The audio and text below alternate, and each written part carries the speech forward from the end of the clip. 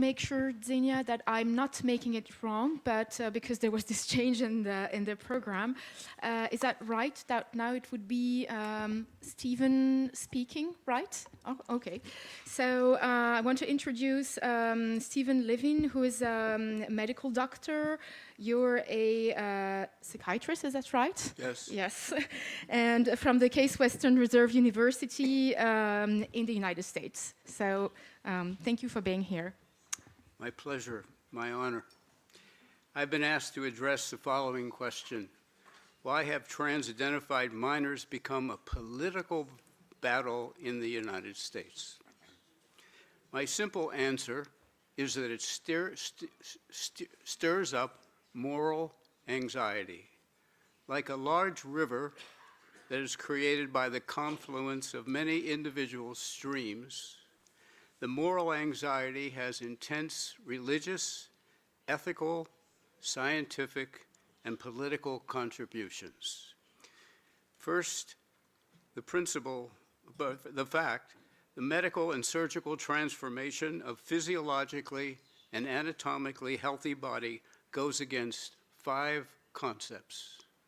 First, diverse, and I mean diverse, religious beliefs that God created male and female bodies that have distinctly different forms and reproductive functions and should not be altered.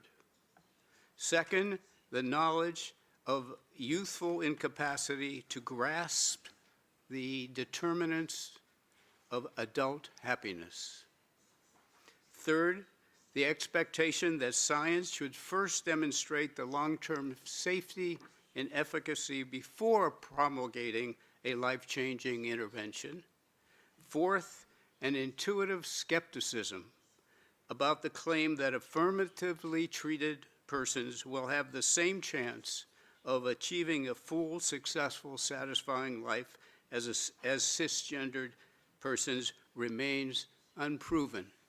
And of course, the 5th reason is the ethical principle, above all, do no harm. The second idea for this moral anxiety is that we have different views on how to improve and how to conserve the health of society. The American liberals see the embrace and the welcoming of all sexual minorities, the ending of all social and legal discrimination as a means of improving society. They believe that decisions about care should be left to doctors and parents and patients.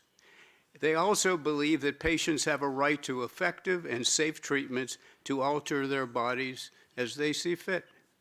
And they believe that change is necessary for society, all societies, to advance. Conservatives, on the other hand, see affirmative care as risking the destruction of the basic unit of society, the family. They see media and educational exposure to sexual minority phenomenon as interfering with the development of a comfortable heterosexual orientation and therefore family viability. They don't trust the medical profession anymore on this issue. They reserve the right to regulate the profession because they perceive indications that most trans adults do not have fulfilling lives. And they feel the preservation of traditional society is quite necessary. The third factor contributing to moral anxiety is the international changes of the rights, opportunities, roles, and capabilities of women. The liberation of women over the last half-century has led to a widening of roles for both men and women. Traditional roles for each sex have given way to a far greater overlap. As society has evolved, the stereotypic capacities and vulnerabilities of, quote, our sex has led to young persons' intrapsychic turmoil. And fourth, within professional conflicts. The medical profession is divided into 3 camps: proponents of affirmative care, skeptics or critics of affirmative care, and the vast majority who are indifferent to affirmative care. institutional biases from hospital systems and medical trade organizations either select for affirmative believing professionals as employees or hire neutral others who then become skeptics by providing the care. Within these institutions, what does science know? What does science actually know about this is answered quite differently.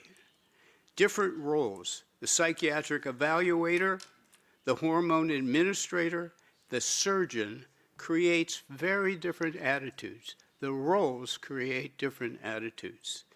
Gender programs, particularly surgical ones, generate huge revenue streams for hospitals.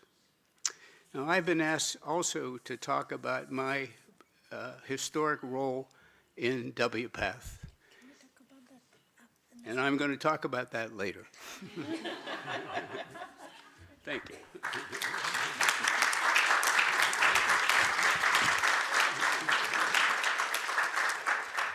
Thank you very much, Stephen.